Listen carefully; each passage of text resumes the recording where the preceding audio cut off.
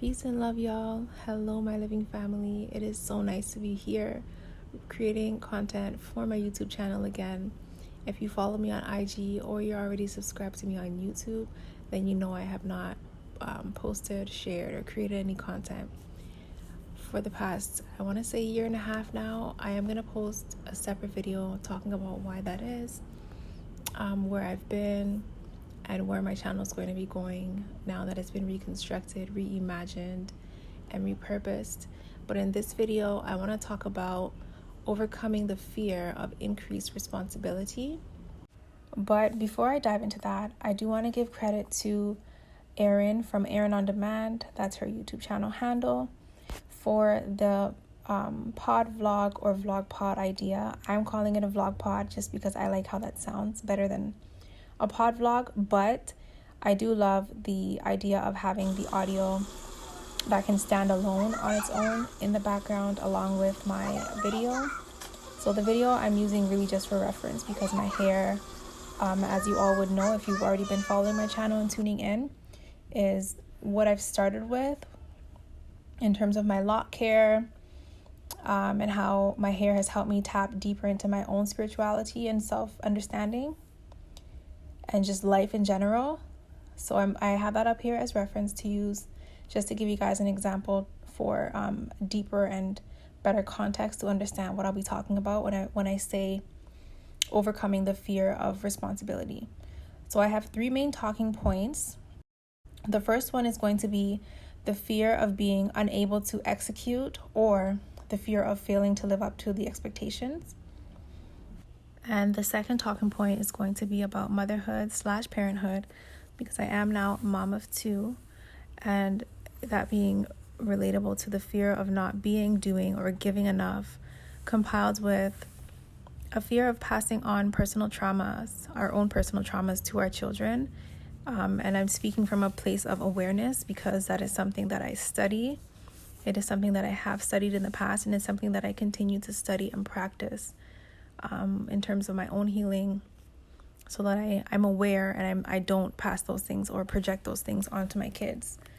And the third talking point, will be how these fears impact the way we do things, as well as how well we take care of things and people. So the third point is just going to tie things together. So this is a topic that I feel only people who dive into personal development or just, I don't want to say public speakers in general, but the greats like Bob Proctor and Jim Rohn, if you guys are familiar with them, they mention things like, successful people do not fear being responsible or don't fear being self-accountable, because they understand in order to become or to have what you want to have for your own personal development, you truly have to be open, willing, and able to accept the fact that your responsibilities and your level of self-accountability will need to deepen. It will need to increase. And you just have to be a better friend and a better partner in life with those traits. So with me now, as I just want to give you guys some context as to why I'm even talking about this. So with me personally, the past 2 years, I have a 2-year-old daughter and I have a soon-to-be 7-month-old son now. So before I had them, there are many people who know me who know I said I didn't even want kids. So of course I got into a relationship. My mindset towards that changed. We had children, but so much has happened from I had my daughter up until now, where it really feels like it happened so quickly. And I'm at a point now where I'm looking at my life and I'm like, fuck. I'm responsible for 2 entire human beings in addition to myself and in addition to my partner, and to an extent. So I really sat back and I'm like, since I'm deciding to come back on my YouTube channel and start creating content and sharing things about my own personal life and etc., that I'm going to start with this video because it just makes sense. It aligns with where I'm at right now. It doesn't make sense to me to just jump on something completely random that doesn't align with me spiritually. or align with where my mindset's at. So I'm really hoping that, by putting this out there, it'll be useful to someone or to many people with where they're at in their life, or where their thoughts are at in their mind space. So with that being said, I'm going to jump straight into the first talking point, which is the fear of being unable to execute, or the fear of failing to live up to the expectations.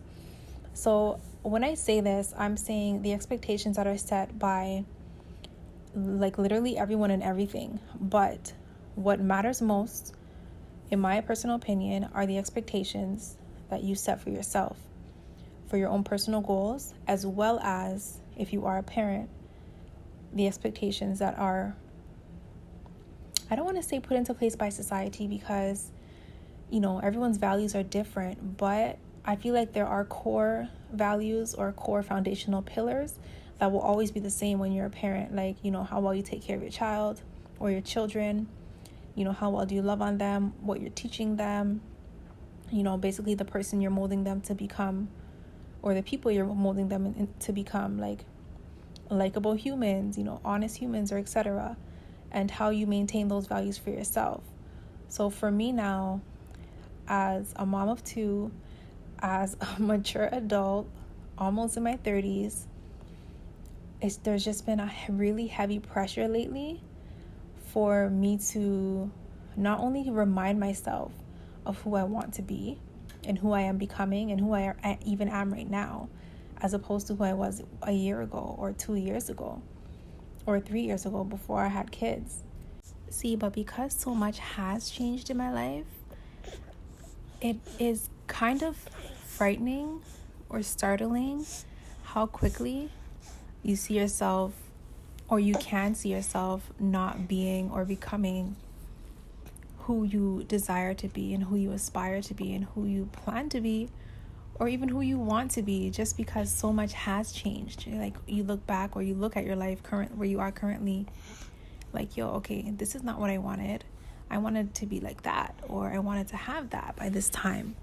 And if you are a living person, just like the people that are part of my living family on YouTube, then you know how quickly, something from the outside world can, hit home and really change the trajectory of where you thought you were headed. And even though it could just be for a short time, which is really not really a short time, like a year, 2 years, 3 years, it makes all the difference when you have a plan for yourself. And I don't want to make it sound like, you don't go through these things in life and grow through them. I mean, that is if you have that mindset where you want to grow and come out of a situation better and different and more, expanded in thinking than you were when you went into it. It doesn't mean that cannot happen, but it means your original plans will be delayed. And hey, I know the whole chitter chatter of, God's plan is bigger, it's better, it's, more aligned with who you're meant to be and your purpose here, and ray, but still, if you even think about it, there is even an expectation in that can be frightening. Like, oh my God, the purpose here that God has sown for me or has written for me, or that is different from what I initially thought was, what I had intended for my life. It actually aligns. It actually fits with all that I have gone through in my life. It actually makes sense as to who I am. And, it just works for some reason. It just aligns. It just fits. It makes sense. But even that can be startling. Some people are really even afraid of that, things making sense. And I'm not laughing at those people, because I used to be that person. So if you are that person and you're listening, I'm speaking to you. If it makes sense, if it aligns, and if it fits with where you're at and where you're going, and God sent it for you, do not run away from it. Do not fear the responsibility. You can become the person you are meant to be. You can become the person God has designed for you to be. And it's also super important to keep in mind that you are still a spirit having this human life experience here on earth. So mistakes are okay. You know, quote unquote, failing is okay, because you're not failing backwards, you're failing forward. That means you know now that that thing you had tried doesn't work. It did not work. I can try something else. That in itself is also a blessing. So I want to jump quickly into the second talking point. I feel like a lot of the things I said in the first point can overlap into parenthood and motherhood. And the fear of not being, doing, giving enough, compiled with passing on personal traumas to our children. There's one thing I always say, and I have always been saying for a long time, is that self-awareness is the first step to any type of change. So if you're listening to this, then you're probably someone who's seeking to be more self-aware, or you already are very self-aware and you're looking for more things you can pour, basically pour into the seeds that you have already sown so they can grow and bloom and blossom into what it is you intend for them to be. And that sentiment remains to be true even with yourself and your own healing. When it comes to parenting or mothering your child, you're doing the same thing for yourself. And if you aren't, now is a key or a sign for you to start doing that for yourself. Because the same way that your children need you is the same way, if not the exact same, similar ways that the child within you needs you as well. Bear in mind that our children are a lot more forgiving and understanding of like sincere and genuine care and apologies when you do make mistakes or when you do kind of lose your patience at them in the moment. So just be transparent. That would be my only unsolicited advice. Of course, I've only been a mom for 2 years, but that's something that I have seen to be true and extremely helpful, is being transparent. See, and when I say being transparent, I say that with the understanding that you would know you have to be transparent with yourself first, to know that, okay, in this moment right here, right now, as I'm talking to my child, or with, even if it's just a certain circumstance or situation you're going through, the transparency you keep and maintain with yourself, or even with your partner or your friends, other adult relationships, don't get it twisted. Like, your child or your children also are deserving of that transparency, of that honesty, and of that genuineness. If not, they deserve that first before anyone else. Now, to go on to my third and final talking point about how these things impact the way we do things and how well we take care of things and people. If you're tuning into my VlogPod on my YouTube channel, you would have seen in my video the transition from me taking a long time to get my hair done. That was actually a span of 2 weeks, not 4 days consecutively after each other. It took me a while to just gather myself while dealing with, not even dealing with, that's the wrong word, while taking care of my duties and responsibilities as a mom, as my own woman, as a woman to my partner, while taking my time every day to pour water, like rehydrating, replenishing sustenance into the soil that bears and is holding the seeds that I had planted in the past, especially the past 2 years of my life. Every day I'm taking my time to take care of me and my family. So sometimes my hair just comes last. And over the span of this video, you've seen that I've been taking my time to put myself first, because with everyone that's relying on me, it's important for me to be responsible for me first, so that I do have my cup full and that I can pour into them in the ways that they're deserving, and then in the ways that they are needing me. So with that said, you guys are going to be seeing a lot more of me here on my YouTube channel. Make sure you subscribe and join my living family. I love you.